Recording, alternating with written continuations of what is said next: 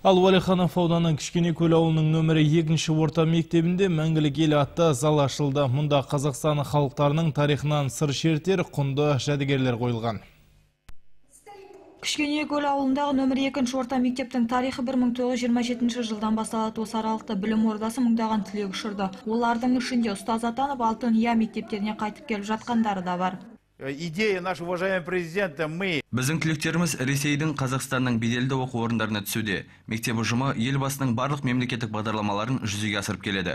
Осының арқасында оқушыларымыз жақсы нәтижелер көрсетуде. 2008 жылы мектеп жанына мұражай ашылды. Биыл Конституция күніне орай мұнда мәңгілік ел атты залда ашылды. Арнайы стеллаждарда Қазақстан тарихы жайында мағлұматтар жазылған. Светлана Рашидованың туған жері Махачкала. Ол өмірінің тең жартысын қазақ елінде өткізді.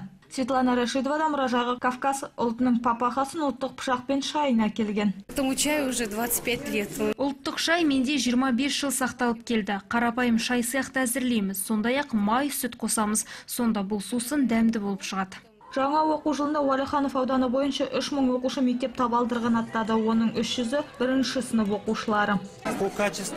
Оқушыларымыз ұлттық бірыңғай тестілерде жақсы нәтижелер көрсетуде. Аудан түлектері жоғары ұпайларға қол жеткізіп келеді. Биыл оқушылардың 85,5% маңызды сынға қатысты. Ауданда мектепке дейінгі білім беру саласы да оң жолға қойылған. Бүгінде мұнда балабақшалар бой көтеріп, шағын орталықтар пайдалануға берілуде. Гүлнар Сайлауғызаман, Жол Нұртазин, Дарья Дмитриенко, Дулат Мусафиров, ақпарат.